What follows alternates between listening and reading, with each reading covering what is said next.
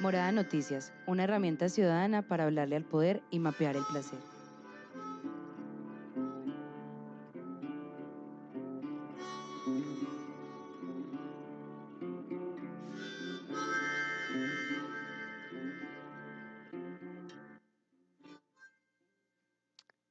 Feliz tarde para los oyentes que hasta ahora se conectan a una nueva emisión de Morada Noticias. Hoy es jueves de foro, numeral es para una tarea. Recuerden respondernos a través de @moradamed. ¿Cómo se imaginan la vida hoy si no existieran los métodos anticonceptivos? Será nuestra discusión del día, de donde aportaremos voces jóvenes y no tan jóvenes sobre la salud sexual y reproductiva. Bienvenidos a mis compañeros de cabina. Dani Arbeláez hoy en este rol que ha cumplido Ronald esta semana, que infortunadamente no lo tenemos hoy, pero ella va a estar ahí entonces en la magia de las pantallas. Y York se traslada a ese asunto vocacional de su vida de manejar la consola. El mejor. Y bueno, esta semana que nos acompañan Santi con la información de deportes y Angie con la información de juventudes y cultura.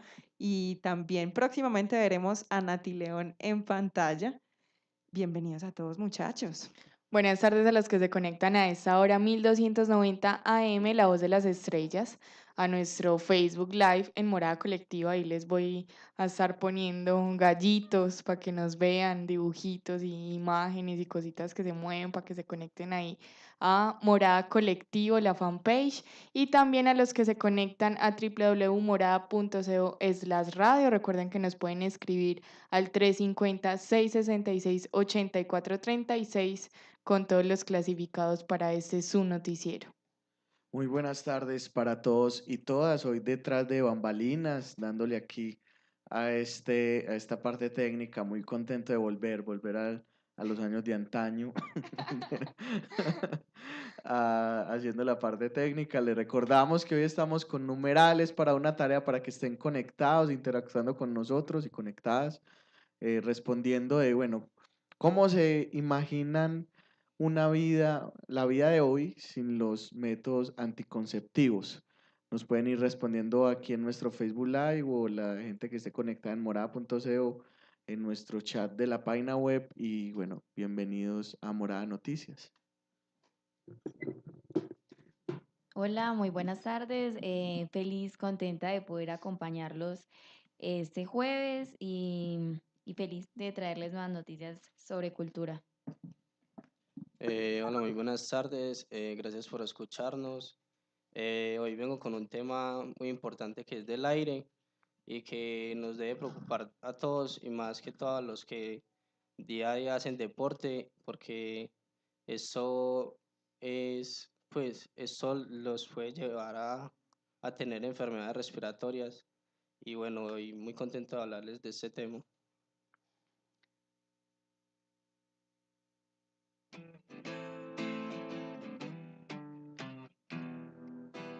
Las voces de los soñadores se unen para preguntarle al poder.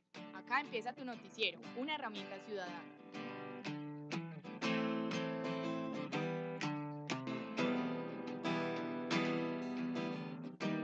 Las voces de los soñadores se unen para preguntarle al poder. Acá empieza tu noticiero.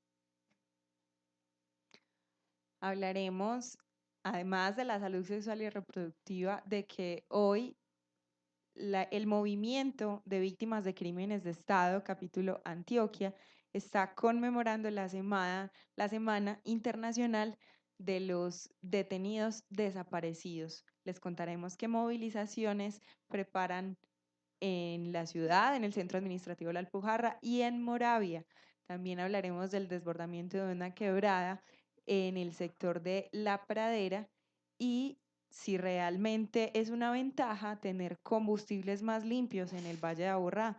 Como les contaba Santi, hablaremos también con el movimiento numeral Hinchas del Aire y les presentaremos un nuevo tren de la cultura en homenaje a Belisario Betancur. Es jueves y vuelve @catabús en Instagram con su nota geek y dígalo con música de Vito de Nicky Town. Bienvenidos a Morada Noticias.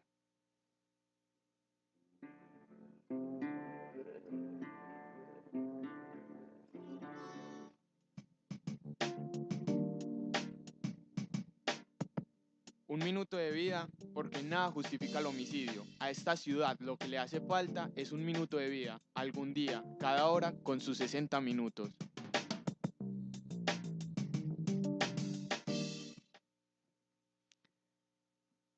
Antes de este minuto de vida, hay una reflexión muy importante que debemos hacer con nuestros numerales para una tarea porque hay temas muy relacionados con el asunto de la natalidad, la mortalidad y todo este panorama un poco oscuro de cómo nos imaginamos la vida hoy si no existieran los métodos anticonceptivos. Antes de nuestro minuto de vida, vamos a escuchar las primeras intervenciones de ese mundo tal vez distópico de cómo se imaginan mujeres jóvenes y también este pequeño box pop que nos aporta Simón, que no está con nosotros hoy, el editor de Ciudad que también ha estado realizando contenido para este noticiero, de la respuesta a nuestra pregunta de hoy, numerales para una tarea, ¿cómo se imaginan la vida sin anticonceptivos?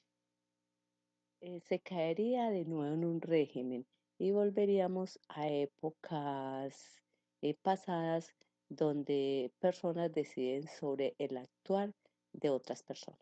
Que no habría una sobrepoblación, o sea, no creo que ni siquiera existamos, puesto que serían muchas las mujeres que quedarían en embarazo para, o sea, sí, porque no tienen como un plan para planificar, ¿cierto? Aparte, los hospitales no harían como de cierta manera un abasto de todas las embarazadas y de todos los niños recién nacidos, y la responsabilidad de la gente sería el triple de la que hay ahora. A mí me parecería un lugar horrible, inhabitable, por toda la sobrepoblación que habría, toda la contaminación que eso conlleva. Si no existieran los métodos anticonceptivos, el mundo estaría repleto de gente triste, hijos de mujeres que entre sus planes no tenían nunca ser madres. Bueno, y ahora sí, sin más preámbulos y habiendo abierto la conversación sobre nuestro numeral es para una tarea, Dani nos trae el informe del Sistema Municipal de Seguridad y Convivencia.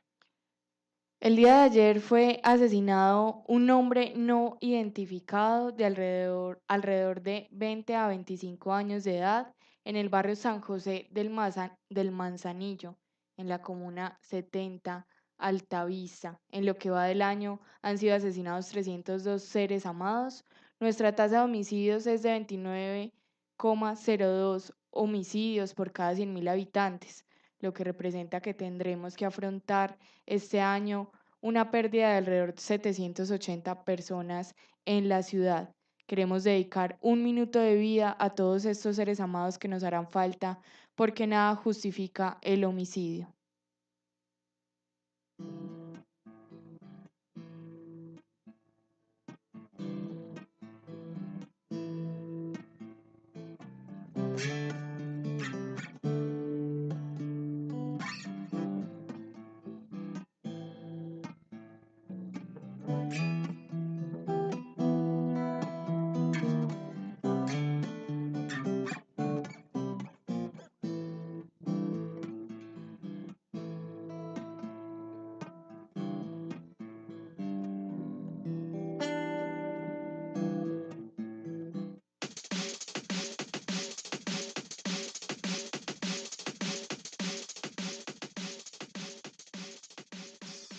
Un tanto más solos, más desconectados, más distraídos y atareados.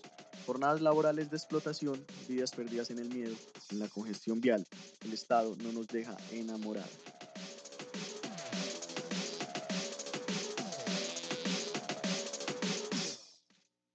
A propósito del último homicidio que se presentó en el corregimiento de Altavista, hay algo que nos preocupa mucho y es que el día de ayer uno de los candidatos a la gobernación de Antioquia por la Alianza Social Independiente y por el Movimiento Ciudadanos, Rodolfo Correa, manifestó que el corregimiento de Altavista necesita una operación Orión 2, dice, entre comillas, a través de la noticia que pudimos conocer por el portal de Sinergia Informativa. Sin tapujos me propongo a recuperar el control del territorio y acabar con las organizaciones criminales que delinquen en este sector de la ciudad. una vez sea elegido gobernador, pondré en marcha con el apoyo del presidente de la República la Operación Orión 2, al mejor estilo de la polémica acción militar que se realizó en octubre de 2002 para desterrar las milicias guerrilleras y grupos delincuenciales de la Comuna 13 de Medellín. ¿Qué opinan ustedes de esto, muchachos, que un candidato a la gobernación esté proponiendo el regreso de estas operaciones militares? Lo más charro es que lo hace sin ningún descaro, porque uno está ya acostumbrado a escuchar a muchos políticos que lo quieren proponer y le van poniendo ahí moñitos y hablan de seguridad democrática, de hacer acompañamiento en los territorios, de que empiezan a pedir más militares al gobierno nacional, etcétera, pero nunca como tan de frente como lo está haciendo este señor. Es un descaro ambos los que lo hacen lavándose las manos y los que lo hacen así tan de frente como ese. Y no, pues esperemos que la gente esté muy pendiente de eso que dijo, que no se le olvide, que no vaya a votar nunca por él. No, es muy triste porque finalmente, o sea, yo no creo que ellos desconozcan lo que aconteció en las operaciones militares, tanto en San Javier como en otros lugares de la ciudad, como en Manrique. Pero, o sea, es como un tema ahí también, a veces pienso, de farandulerismo. Yo no sé si esa palabra existe, pero como dándose también a conocer. O sea, como la gente que no conoce, que no me conozca, eh, me va a conocer después de hacer este comentario, pero es mucho peor que el comentario tenga que ver con militarizar el territorio de nuevo, después de todas las consecuencias que ha traído este tipo de acciones. No sé, es muy triste, es muy decepcionante. Yuye, que ha sido una de las chicas editoras que más le ha hecho veeduría este último día a lo que él ha venido diciendo, pues se ha mostrado muy triste en redes sociales porque, o sea, ¿cómo es posible que después de que Medellín haya vivido todo lo que ha vivido en cuanto a guerras y en cuanto a violencia por parte de los grupos militares y paramilitares y guerrilleros y de todos, porque es que pues es muy teso, entonces uno encasillarlo a solo los paramilitares o los guerrilleros, pues hoy por hoy haya una propuesta para la gobernación, para la campaña de gobernación, de seguir montados en la guerra. Bueno, sigamos conversando de más noticias y nuestro numeral es para una tarea de derechos sexuales y reproductivos. Hoy habíamos anunciado que nos iba a acompañar Erika Monsalve de la Alianza Social LGTBI Antioquia. Sin embargo, ella se disculpa con nosotros, nos dice que no puede venir hoy, pero están dispuestos a seguir conversando de este mes de la diversidad que se viene el próximo junio. El 28 será la entrega de los premios León Zuleta, el 30 será la marcha del orgullo LGTBI y muchísimas discusiones que hay que dar alrededor de ese movimiento. Por otro lado, pues sigamos escuchando qué nos dicen nuestros oyentes de cómo se imaginan la vida hoy si no existieran los métodos anticonceptivos. Existiría como sobrepoblación, habrían demasiados niños. Pensando como en las familias anteriores y todo, las familias serían antes que tenían 15, 14 hijos, mis abuelas todas tuvieron un montón de hijos, entonces serían como familias súper grandes. Existiría más pobreza, obviamente hay como más niños, entonces habría gente con menos dinero. Desempleo también, porque había muchísima gente. Bueno, y también pensamos que el pensamiento como de que la mujer se podría, no sé, independizar o estar como estudiando su propia carrera, todo, no sería muy, pues no se vería evidente eso. Gracias. No sería posible. Porque entonces estaríamos todavía como pensando, no, la mujer es para la casa, para que tenga hijos y para que haga el aseo y en fin. Bueno, también pensamos, no sé si se incluye lo de los abortos, pensaríamos que habría más abortos de pronto, no sé, porque como tanto niño, entonces ellas dirían, ah, listo, abortemos. Ahí teníamos a las chicas de Feminist Club hablando sobre el numeral es para una tarea, cómo nos imaginamos el día de hoy si no existieran los métodos anticonceptivos. Ellas hablan ahí bueno, de un control difícil de la natalidad, que yo creo que igual lo estamos viviendo, pero ellas recalcaban que sería aún más difícil y que el desarrollo profesional de las mujeres estaría ahí muy coartado si no existieran esas libertades que nos permitieran los métodos anticonceptivos. Bueno, tenemos también voces escritas de Facebook, mucha gente, como es normal en este gran noticiero de gente de bien. No, mentira, nos han escrito mucho. Javier Renato dice, el 68% de los adolescentes dijo que estaban de acuerdo con esta declaración. 2 puntos. La principal razón por la que no utilizan métodos anticonceptivos o protección es porque temen que sus padres se enteren. Eso representa a casi 7 de 10 adolescentes que dicen que los temores en cuanto a que podrían pensar o hacer sus padres los impulsan a no protegerse cuando y si tienen relaciones sexuales. Bueno, ¿qué piensan nuestros adolescentes de esta gran ciudad sobre el tema de los métodos anticonceptivos? Angie, que está ocupada. Ayer precisamente conversando con Feminist Club, escuchábamos mucho como esta decisión recurrente de algunas madres de Medellín de poner a planificar a sus hijas a los 12, 13 años, sin siquiera como decirles o explicarles para qué sirve un método anticonceptivo y tomar esa decisión consensuada con ellas de cuál es el mejor o el más conveniente para sus organismos. Hablábamos de que no siempre tenemos como ese autoconocimiento de nosotras mismas para decir cuál es el mejor método anticonceptivo, porque siempre desde muy pequeñas podemos estar planificando sin saber qué Ujú. hacen los miles de métodos en nuestro cuerpo. Y es que de hecho los métodos anticonceptivos se volvieron un medicamento que envían todos los médicos ante cualquier irregularidad hormonal que podamos tener las mujeres. Entonces tienes, no sé, 12, 13 años, te llega la menstruación, empieza a ser irregular, te llevan al médico y el médico lo que hace es mandarte píldoras anticonceptivas y todas las consecuencias que puede tener tomar un método anticonceptivo de manera deliberada. Eso fue también alguna de las otras discusiones que se planteó.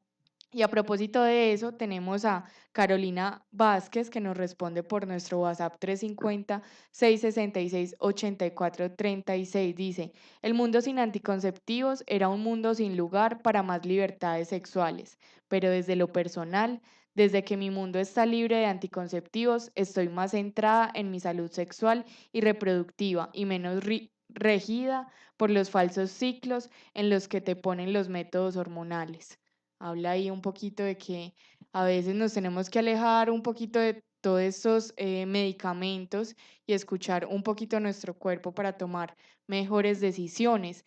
Eso nos hace también preguntarnos por otras cosas y es, ¿estamos totalmente de acuerdo y totalmente felices y totalmente satisfechos con cómo funcionan los métodos anticonceptivos hoy?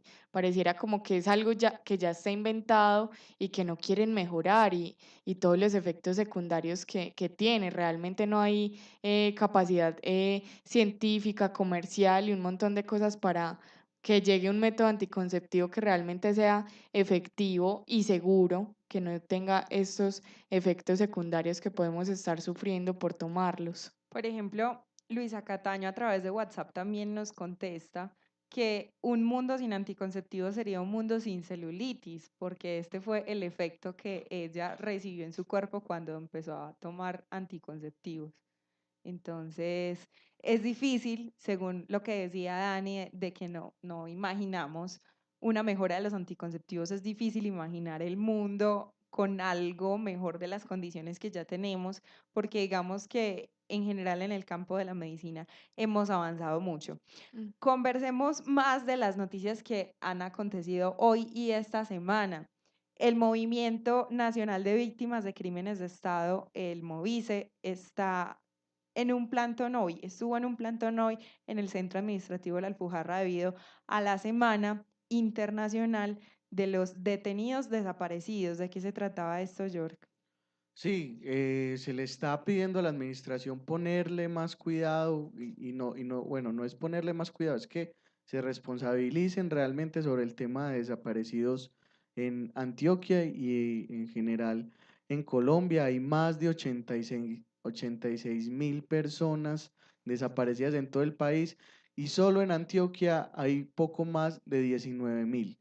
Entonces, el plantón de hoy, que fue un plantón con varios rituales, donde se mostraron fotografías en redes sociales, ya pueden ver incluso algo de lo que vimos, de la parte pues como artística que se vio en este plantón, fotografías antiguas de personas que aún sus familias no saben qué es lo que está aconteciendo y que le exigen al Estado que ponga en pie la labor de búsqueda de estas personas o que investigue qué es lo que realmente está aconteciendo. Inicialmente vamos a escuchar a Marta Soto, bueno, qué pena Laura, a Luz Helena, bueno, Luz Helena nos hizo un relato muy bonito, y contando pues con el comunicado, que el mismo comunicado ya tiene pues como unas frases que a uno realmente lo mueven, y Luz Helena nos cuenta, nos habla, bueno, nos dio la posibilidad de escucharla en este relato de lo que quieren transmitir hoy a través de este espacio. ¿Extrañas algún ser querido? Y si hoy se llevaran a alguno de tus familiares, ¿qué harías para encontrarlo?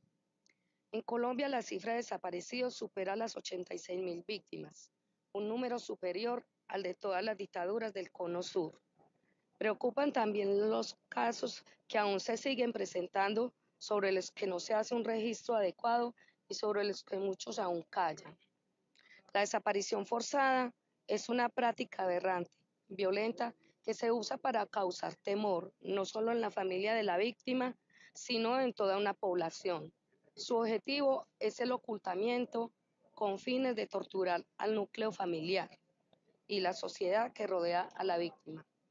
En Colombia seguimos batallando en contra de la impunidad y reivindicando la memoria de nuestros familiares desaparecidos. Por eso aún nos preguntamos, ¿dónde están las más de 86.000 personas desaparecidas en Colombia? ¿Por qué solo tenemos información de 42.471 personas? ¿Quiénes han impedido que se conozca el paradero de nuestros seres amados? ¿Por qué se los llevaron? ¿Por qué se las llevaron? Hoy, como víctimas que sufrimos este flagelo, seguimos alzando la voz, seguimos exigiendo al Estado colombiano que busque a nuestros familiares, que disponga la voluntad política que permita emplear los mecanismos necesarios para encontrarlos. La unidad de búsqueda de personas dadas por desaparecidas es para nosotros y nosotras y el país una oportunidad histórica de calmar el dolor de los cientos de familias que aún esperamos por ellos. Pero esta oportunidad se diluye en los trámites burocráticos y en el recorte de presupuesto al sistema integral de verdad, justicia, reparación y garantías de no repetición, impuesto por el actual gobierno. También te hacemos un llamado a ti que nos lees. La indiferencia frente a estos hechos también ha contribuido a que nuestros casos queden en la impunidad. Para muchos, nuestros familiares se convirtieron en una cifra, pero son más que ello. Son 86.000 vidas, 1.000 sueños, 86.000 formas de ver la vida, 86.000 historias que no se terminan de contar aún. Aún nos siguen desapareciendo. 86.000 historias que no se terminan de contar ahí. Qué frase tan qué frase tan poderosa. Estuvimos conversando con una de las líderes del Movice, que es Marta Soto, sobre, bueno, qué decirle al Estado, que también, cuál es la exigencia para este Estado y en general cuáles son las activaciones que hará este movimiento para seguir en resistencia y luchar porque las personas desaparecidas en especial, para que sus familias sepan qué fue lo que aconteció. ¿Qué decirle a esta institución que está tan desconectada de las víctimas, que no quiere saber prácticamente nada de las víctimas, en especial el gobierno nacional? Bueno, a ver, en primer lugar, nosotros lo que diríamos sería que, pues, que deben cumplir con su deber de buscar, de investigar, de hacer eh, de hacer el trabajo necesario para encontrar a los desaparecidos, ¿cierto? En este caso, hoy estamos hablando, por ejemplo, específicamente del tema de los detenidos desaparecidos, que es un tema que ha sido un tema tan, digamos, tan abandonado por el Estado, sin ninguna respuesta. Vos ahorita contabas la historia de la primera víctima de desaparición forzada. Sí, la primera víctima de desaparición forzada en este país que se tenga un registro claro es Omaira Montoya. Ahora en las fotos la puedes buscar y la vas a encontrar. Es Omaira Montoya. Omaira Montoya era estudiante de bacteriología de la Universidad de Antioquia y fue detenida al parecer por agentes del F2 con otra persona, con otro chico, eh, en la ciudad de Barranquilla, en septiembre del 77. Esa es la primera que se tiene razón. ¿Qué otras movilizaciones van a hacer ustedes como organizaciones que trabajan independiente prácticamente por el tema Sí, de la no, nosotros somos desaparición organizaciones de víctimas. forzada? ¿Qué otros encuentros, Bueno, qué otras mañana movilizaciones? mañana tenemos un evento en el que un grupo de teatro va a hacer una obra de teatro como un homenaje a los familiares de los desaparecidos en Moravia, mañana a las 7 de la noche. ¿Y hay algún otro procedimiento legal que se venga por parte de ustedes, las organizaciones, para seguir presionando al Estado? Bueno, no, nuestro trabajo diario siempre se encamina a hacer esto, ¿no? O sea, hacer la denuncia, en salir a la calle, en mostrar sus fotos, en hacer nuestro trabajo. Continuamos aquí en Morada Noticias, bueno, seguirle exigiendo y levantando la voz al Estado para que le diga la verdad a las víctimas, para que busquemos esas verdades, para que las familias no sigan eh, dolidas, porque bueno, es muy doloroso no saber qué es lo que pasó con sus familiares. Entonces yo creo que este es el momento, bueno, y siempre ha sido el momento, pero en este momento tenemos la opción de alzar cada vez más la voz a un gobierno que está ignorando todo lo que está pasando con las víctimas en general, no solo las de desaparición forzada, sino las de ejecuciones extrajudiciales las está dejando también a un lado, y solo las instituciones que se crearon para hacer veeduría de lo que acontece con estas personas se han comprometido con las organizaciones sociales, pero el gobierno al parecer se hace el de la vista gorda. Sigamos después de esta noticia tan dura, conversando sobre los derechos sexuales y reproductivos. Yo quiero saber, Santi, qué piensa de cómo sería el mundo si no existieran los métodos anticonceptivos.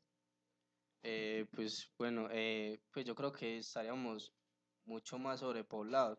En los tiempos de antes, nuestros abuelos o tatarabuelos tenían 13, 14 hijos, entonces imagínense en estos tiempos donde más se fomenta como el sexo y cómo estaríamos entonces.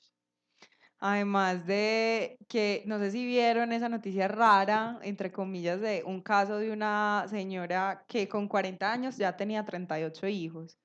El asunto pues como de las abuelas que muchas veces quedan en embarazo 15 justo años en embarazo. después. sea, 15 hijos y nunca supieron que era no estar en embarazo.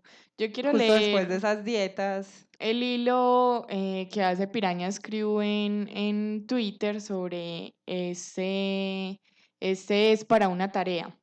Nos surgen otras preguntas. ¿Nos gustan tal cual como funcionan los métodos anticonceptivos hoy o falta mucho por mejorar? ¿Cómo hacemos de la planificación un asunto más colectivo? Defendemos las libertades sexuales que nos permitieron los métodos anticonceptivos, pero falta mucho por mejorar. Necesitamos métodos más seguros, sin tantos efectos secundarios. Además, necesitamos médicos responsables que no estén mandando métodos anticonceptivos para tratar desórdenes hormonales a niñas que apenas comienzan a menstruar. Ese uso deliberado de medicamentos para no concebir ha hecho grandes cambios en nuestros cuerpos y emocionalidad, al punto que no nos conocemos, no sabemos cuánto dura nuestro ciclo, cuánto sangramos o qué es lo que necesita nuestro cuerpo. Y sigue recayendo sobre las mujeres la responsabilidad de planificar, sin contar la mafia del mercado que hace de la planificación un carrusel de corrupción.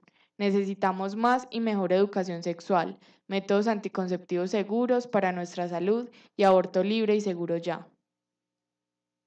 Ahí están las pirañas. Educación sexual para decidir, anticonceptivos para no abortar, Aborto legal para no no morir. morir. Más noticias, el medio ambiente es algo que sin duda nos preocupa mucho en este noticiero y ha habido dos sucesos el día de ayer, se presentaron el día de ayer en Medellín. Uno fue pues un montaje que yo les adelanté un poco ayer de la noticia, el anuncio que hace Ecopetrol de mejorar el combustible de Medellín como una apuesta por atender esa contingencia de calidad del aire, y también anoche se desbordó una de las quebradas tributarias de la Hueso. ¿Qué sucedió? Natalia, que está muy perdida. Nati, bienvenida al Nati. programa. Qué pena, un desorden ahí de tiempos. Resulta que una quebrada que queda en el límite de La Pradera y San Javier se desbordó anoche, pues no, como en la tarde, como a las 5:30 de la tarde, ya que no resistió pues el puente que tenía y se vino arriba con un montón de basura. Pasé por la mañana, estaba todo muy sucio, la calle se veía entierrada con un montón de basura arriba y todavía una leve lluviacita que hubo al mediodía volvió a desbordarse por eso. Escuchemos a un habitante que vive allá, ha vivido allá hace 54 años, que nos cuente pues qué fue lo que pasó ayer. Qué presencia que llamamos y vienen cuando ya las cosas han ocurrido, se les ha dicho de este problema de la quebrada, que mire, pero no hacen caso. Son los políticos los que vienen y prometen que les den el voto. Les dan el voto, ganan y se olvidan. No, Richard, ellos se olvidan. ¿De qué? De la comunidad. ¿Cuántas veces ha pasado esto? Esto ya es la tercera. ¿Hace cuánto fue la última? Hace por ahí 8 o 10 años. ¿Esto qué afectaciones tiene en la comunidad? Muchas, porque vea, allí se llevó el puente por donde yo paso y vaya a ver pues para que lo hicieran eso, porque al último lo dio un político. El gobierno promete pero no cumple. Entonces, ¿cómo quieren que haya paz y la gente tirando la basura arriba? 40. Vale, les dicen que no tiren basura, la basura pasa miércoles y sábado y la sacan después de que pasa el carro y de allá del morro tiran colchones, camas, de todo. Y entonces uno que se va a poner a pelear con la gente. Las mismas autoridades son las que tienen que colocar avisos del cerca, venir, vea, no tiren basura por precaución, por seguridad, la misma comunidad.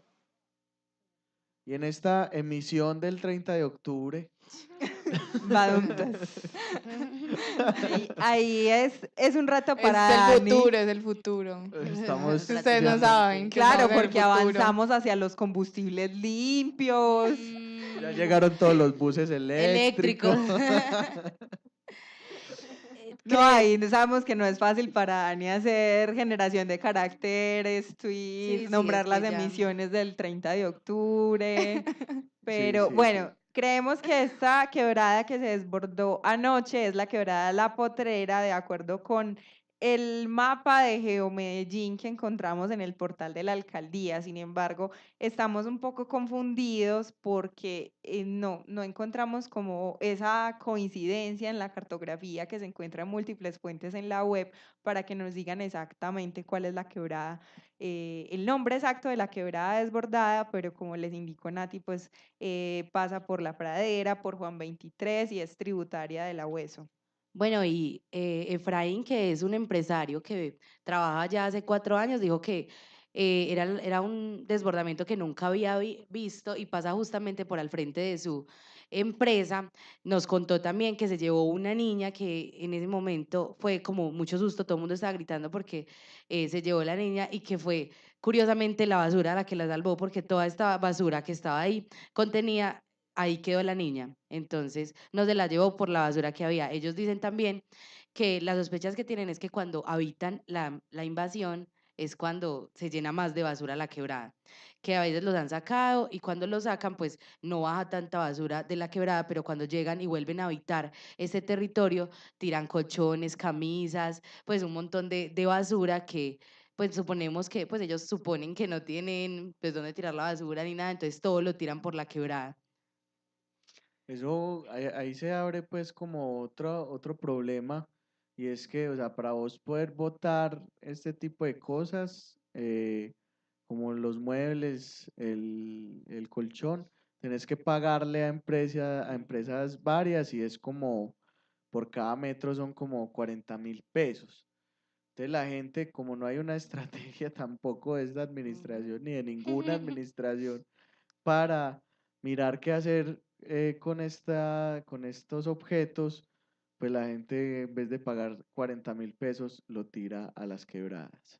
Además también está que quedó pues todo ese montón de basura y que ellos hacen sino llamar a emergencias o a alguien y que ellos les dicen, no, es que eso hay que mandarlo al DAGRED y que nadie va, nadie dice nada, nadie hace nada. Y pues por la empresa tenían una cosa grande que vamos a ver si lo podemos poner en Twitter, ahí está el video, que pesa casi 500 kilos y se la llevó el agua y eso fue lo que se llevó pues como un pedazo de baranda y como el puente que había ahí. Nos quejamos mucho de todos los desastres ambientales que nos suceden, pero es una consecuencia de muchos años de malos hábitos en el manejo de residuos sólidos, no solamente de los ciudadanos, sino también de la institucionalidad que no se encarga de hacer la gestión que implica habitar una ciudad como Medellín.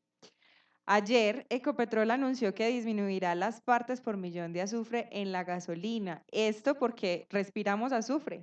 El diésel y la combustión que emiten de todas estas fuentes móviles contaminantes en el Valle de Aburrá hace que respiremos finalmente azufre en una gran cantidad de partes por millón.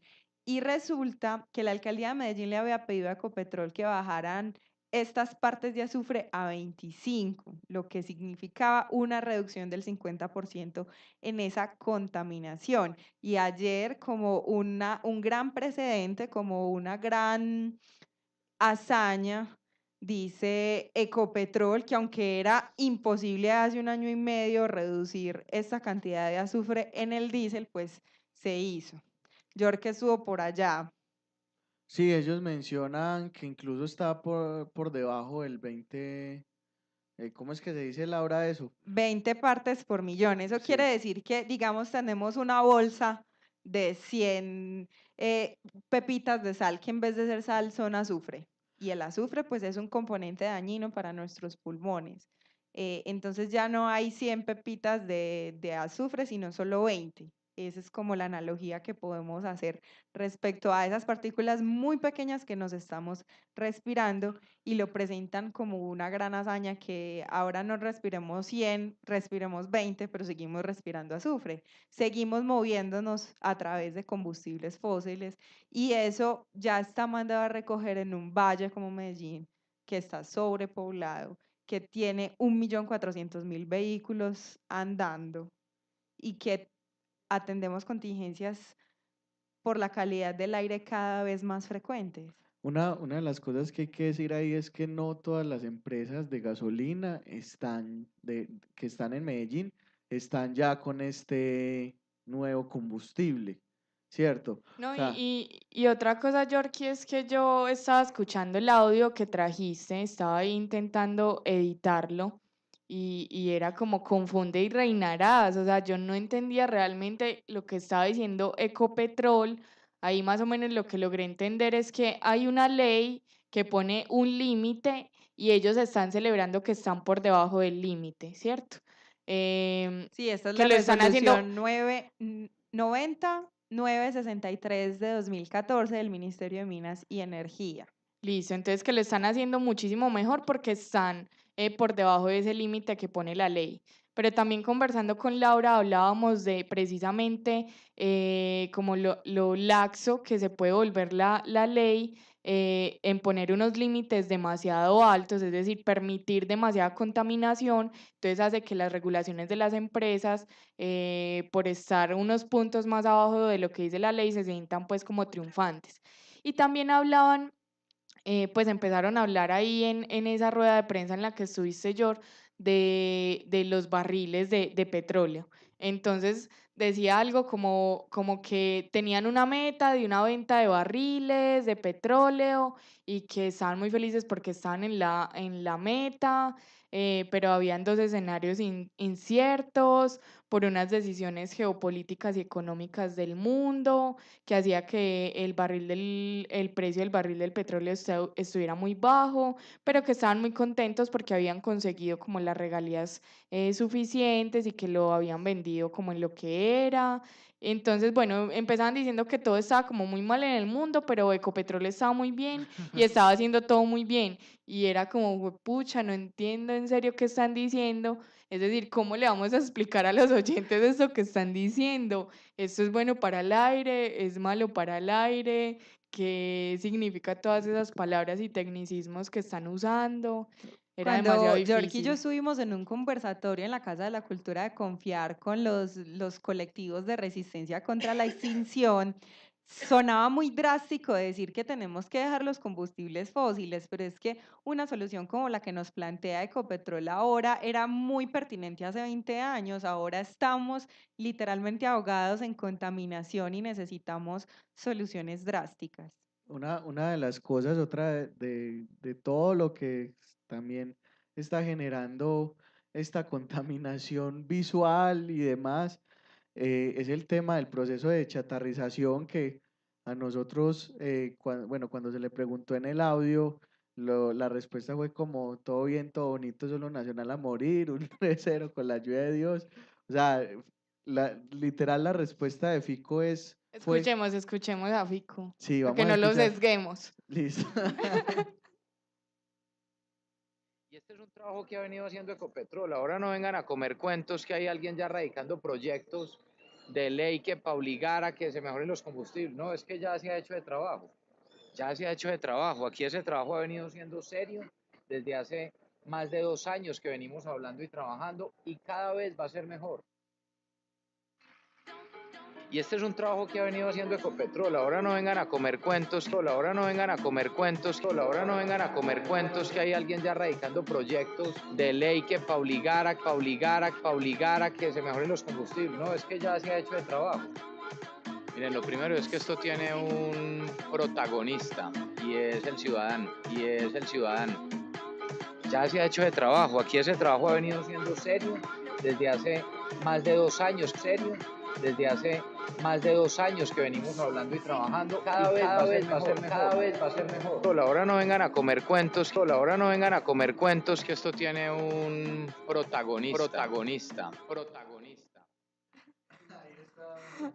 Ahí teníamos entonces la respuesta del alcalde, nos lo decía Chamán Morillo, ya no me acuerdo si el lunes o el martes, y era, juepucha, esta alcaldía no acepta errores y está convencido de que, de que ya hizo todo bien y que no tiene nada más por hacer y y que viene trabajando duro por la ciudadanía hace 2 años y que el protagonista en todo esto es el ciudadano. O sea, justo cuando le están saliendo las cosas mal, también le chutan la pelota al ciudadano en pórtate bien. Sí, y para cerrar ese tema, lo que iba a concluir lo del tema de chatarrización, en 2008 habían 700.000, alrededor de 700.000 automóviles en la ciudad.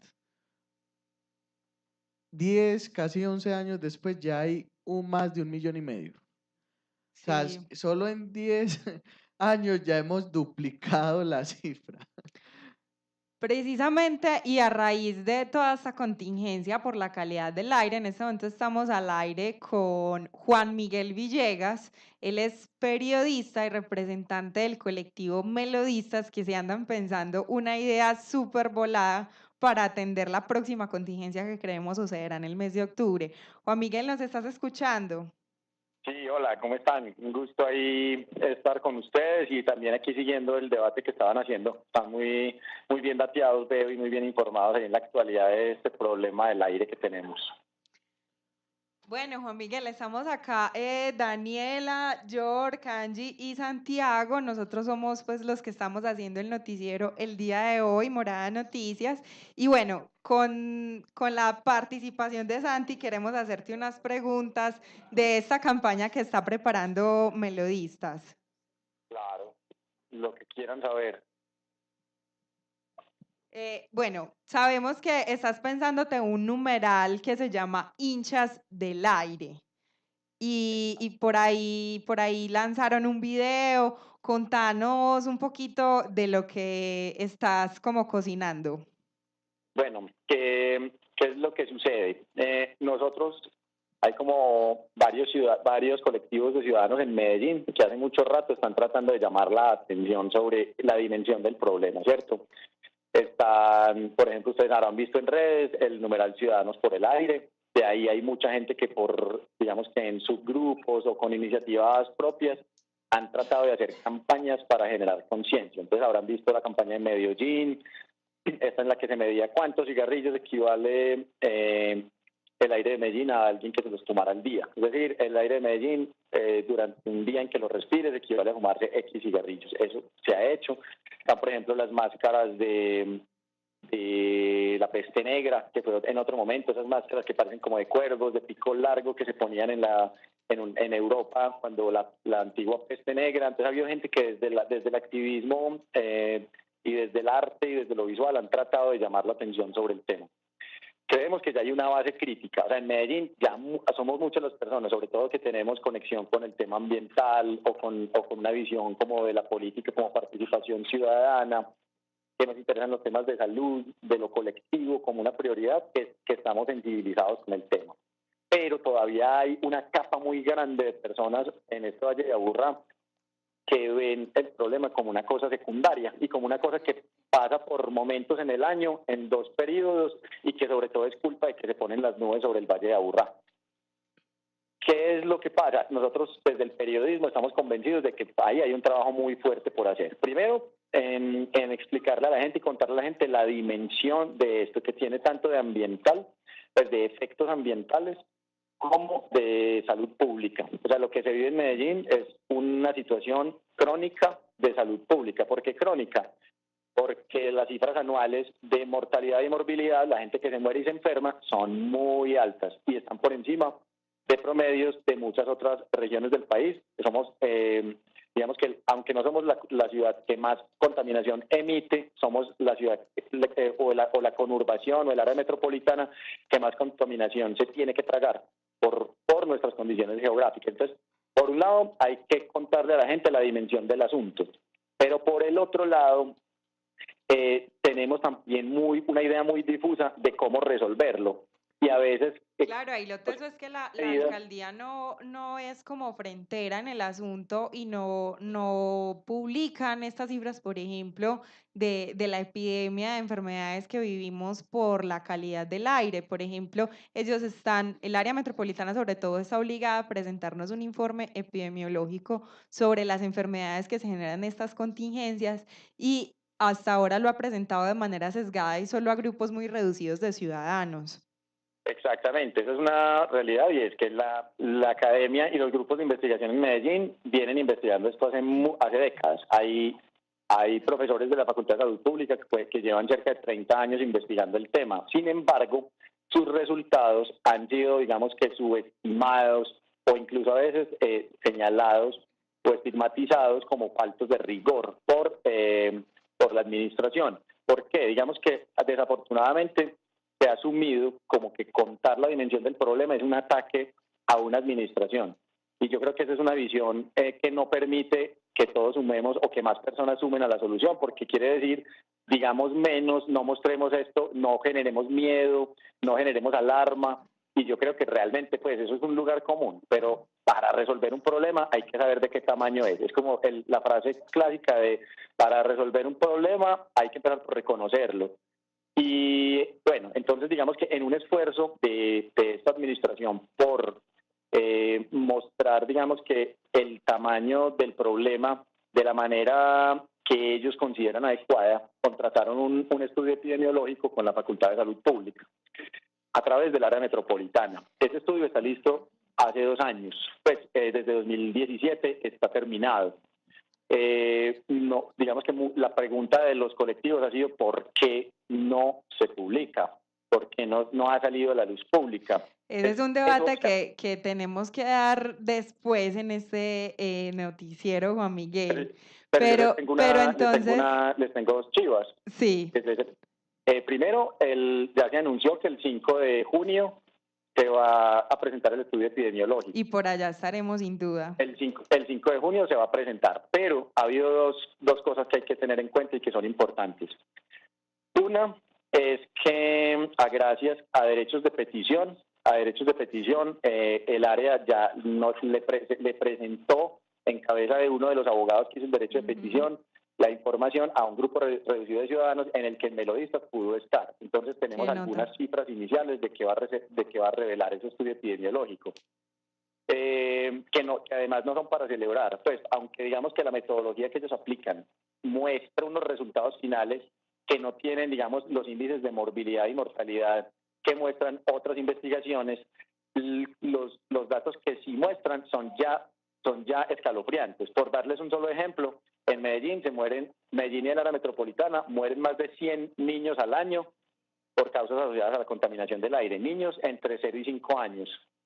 Eso quiere decir que esta ciudad tiene que resolver esto urgente. O sea, ¿cómo podemos aceptar que sea normal que se nos estén muriendo 100 niños al año por causas asociadas a la contaminación del aire? Eso claro, y además de que eso pasa desde 2008, según el informe epidemiológico. Eso lo va a mostrar el estudio epidemiológico, porque ya nos hicieron una presentación previa. Eso son desde las cifras que se van a que va a contener este informe, este estudio que se va a presentar el 5 de junio. Pero además, algo para leer este estudio, digamos, como de una manera más completa, es una carta que mandó el decano de la facultad que hizo esa investigación, la Facultad de Salud Pública, mandó una carta a un foro que hubo hace 2 semanas en la facultad, aquí en la Universidad de Antioquia. Esa carta que decía algo demasiado alarmante, y es que estamos hablando de una carta escrita por quien dirige la institución que desarrolló el estudio epidemiológico, y la carta decía que el actual modo de contratación entre los gobiernos locales y las universidades estaba generando el riesgo de que se degradara la condición de la universidad a un simple operador del gobierno, cosa que no era, y que además estaba generando unas relaciones que no eran horizontales y que estaban afectando la transparencia de la investigación por oportunismo político. Pues él lo decía, por el momento político. ¿Qué quiere decir eso? Que el decano está diciendo no se están contando todos los datos de manera oportuna. Él lo decía, abro comillas, porque esta es información para la transformación social. Es decir, el decano de alguna manera denunció que hay una incomodidad institucional por el manejo que se ha hecho de la información. Eso es preocupante.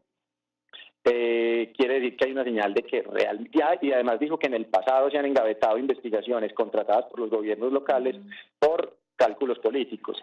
Entonces, eso es un elemento como para entender todo ese proceso de por qué una investigación de ese alcance se ha mantenido Oculta.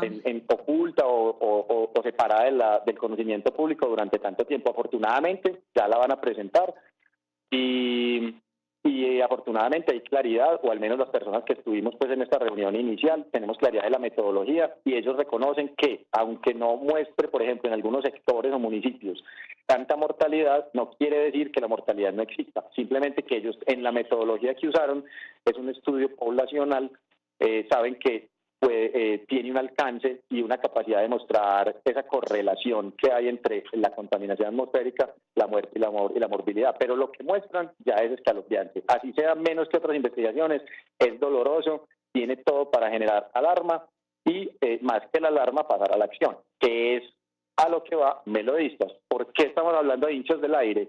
Porque aquí todos nos enardecemos, o una gran parte pues de los habitantes de esta ciudad nos enardecemos a veces por causas como un equipo, una camiseta, un color.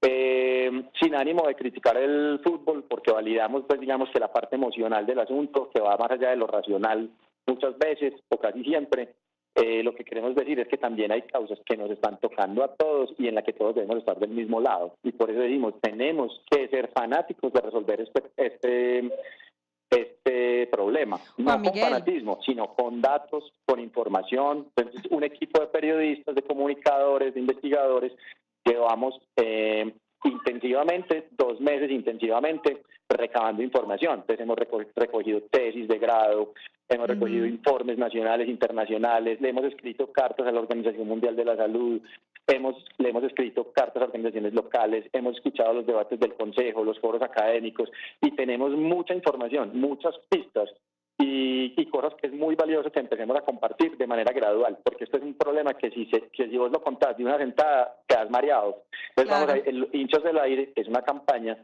para ir cautivando a más gente, para ir diciéndole a más gente, nos tenemos que poner la camiseta, esta es una causa colectiva que se nos está llevando demasiada gente, que está enfermando a personas supremamente sensibles, se están muriendo niños, están muriendo los abuelos nuestros antes de tiempo, lo cual es que de toda esta información uno podría sacar conclusiones tan simples como las personas que tengan problemas respiratorios agudos, las personas que tengan EPOC, que es esta enfermedad pulmonar obstructiva crónica, las personas que tengan cáncer de pulmón, las mujeres embarazadas, no es que no deban salir a la calle entre marzo y abril y octubre y noviembre, es que no deberían estar en esta ciudad, es porque el porcentaje de riesgo que hay, por ejemplo, para un parto prematuro, para una hospitalización por un paro cardiorrespiratorio, por un infarto cerebral, son muy altas.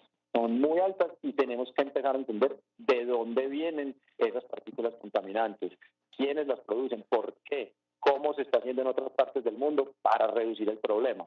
Entonces, Hinchas del Aire es esto, es una campaña informativa basada en el periodismo, en el rigor de los datos, en contrastar las fuentes, que tiene los 4 objetivos. Por un lado, queremos que la gente entienda el diagnóstico, de qué tamaño estamos enfermos de mal aire en Medellín, en la metropolitana.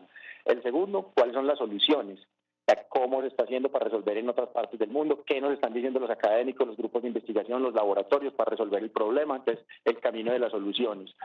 El tercero queremos visibilizar los obstáculos más fuertes que hay para que el problema se solucione. Eso implica mostrar también qué clase de intereses están priorizando lo particular sobre lo colectivo. Y por último, queremos hacer parte de un movimiento ciudadano, visibilizar una petición concreta, fuerte, enfocada en uno de los factores contaminantes que mayor porcentaje tienen en la contaminación del aire. Entonces, estamos haciendo un experimento en que se mezclan el periodismo de diagnóstico y de denuncia, el periodismo de soluciones y el periodismo para la participación social. Eso está haciendo Melodistas. Lo pueden seguir en redes sociales, pueden buscarnos en Twitter, en Facebook. Por ahí en estamos Instagram. ya también en esa transmisión uniéndonos con el numeral Hinchas del Aire. Antes de terminar esta intervención que me parece que da para millones de programas más, que quisiéramos que estuvieras acá en la cabina de Morada Noticias también conversando sobre este tema, tenemos 2 preguntas específicas ya que has estado, como nos cuentas, 2 meses investigando toda la problemática. Santi. Bueno, yo te quería preguntar si se han jugado partidos con el aire en alerta roja. Sí, te referís como que a que este año se demoraron en declarar una alerta como 48 horas porque había un partido por medio, pues así lo leímos desde afuera. La otra preguntita que te quería hacer era, ¿qué enfermedades trae hacer deporte con el aire en alerta roja? Bueno, lo que pasa es que para entender eso hay algo. Hay una resolución nacional que se llama, es la 2254, resolución 2254, que regula los niveles de alerta y que obliga a las administraciones locales y a las autoridades ambientales a declarar unos niveles de alerta cuando se superan ciertos límites. Esa resolución se está pasando por alto, es decir, nos estamos pasando los límites, los límites de concentración de material particulado PM2.5, por ejemplo, una y otra vez. Por eso hay un grupo de ciudadanos que instauraron una acción popular pidiendo que se tomen medidas urgentes, de la cual salió una medida cautelar, que significan unas medidas priorizadas que obligan a las administraciones locales a tomar medidas para que nunca se superen esos límites, y eso no ha pasado. Y precisamente interpusieron recurso de apelación con esa medida cautelar. Dime. También interpusieron, la misma administración interpuso apelación respecto a esa medida cautelar. También en este momento el proceso está en el Consejo de Estado, que son los que, digamos, el Consejo de Estado es el que tiene en este momento la responsabilidad, y además con un ingrediente adicional: han rechazado los jueces tutelas argumentando que el mecanismo idóneo es la acción popular. Entonces, en esa acción popular, digamos que tenemos cifradas las esperanzas muchas personas de que se puedan acelerar los procesos de cambio y las soluciones y las acciones. Pero respondiendo a la pregunta, ¿por qué es tan grave una alerta roja? Si nosotros nos guiamos por el índice de calidad del aire en Colombia, la alerta roja tiene unos niveles de concentración que son altos, comparados con los de la Organización Mundial de la Salud. Casi que nuestro estado amarillo ya coincide con un nivel casi medio alto para la Organización Mundial de la Salud. Es decir, como medimos en Colombia, somos muy tolerantes con los efectos en la salud. ¿Qué es lo que pasa? Por un incremento de 10 microgramos por metro cúbico de aire de material particulado PM2.5, hay un porcentaje que empieza a enfermarse la gente. ¿Cómo funciona esto? Para responderte lo de la pregunta de qué pasa si uno hace deporte en una alerta roja. Está tan lleno el aire de contaminantes que cuando el material particulado microscópico, que no es arenita, sino que son unos microgránulos que tienen arsénico, azufre, sulfuros, carbono negro, eso entra y son tan microscópicos que llegan a una parte de los pulmones que se llaman los alvéolos, que es donde se hace el intercambio del aire a pasar al torrente sanguíneo en forma de oxígeno, pero se cuela ese material particulado, se nos cuela al sistema respiratorio.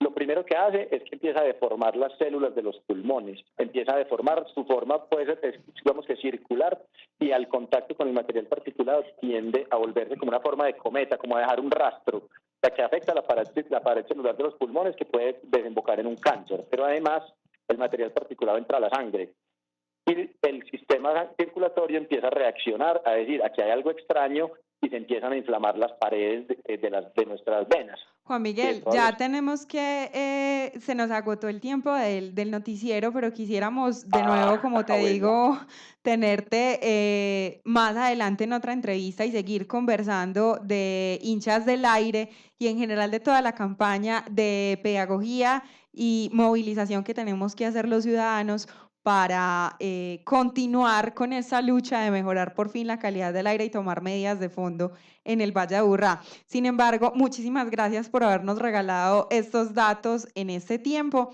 Te despedimos ahora, pero necesitamos y queremos seguir hablando del tema. Igual estaremos muy pendientes del numeral hinchas del aire. Eso, perfecto, listo, no, muchas gracias por el rato y qué pena si me gasté tanto tiempo que se nos acabó el noticiero. No, de una. Igual hay que seguir, como te digo, conversando sobre la situación.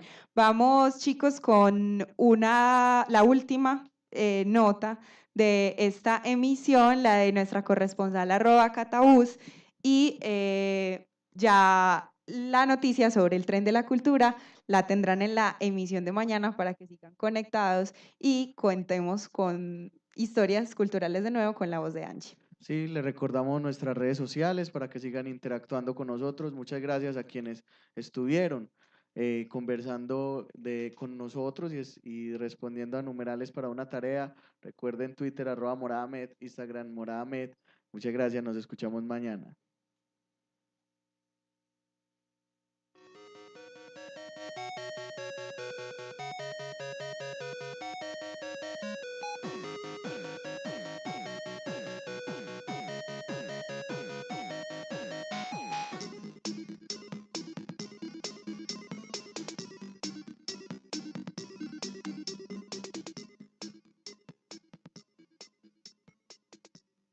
Hola, hola.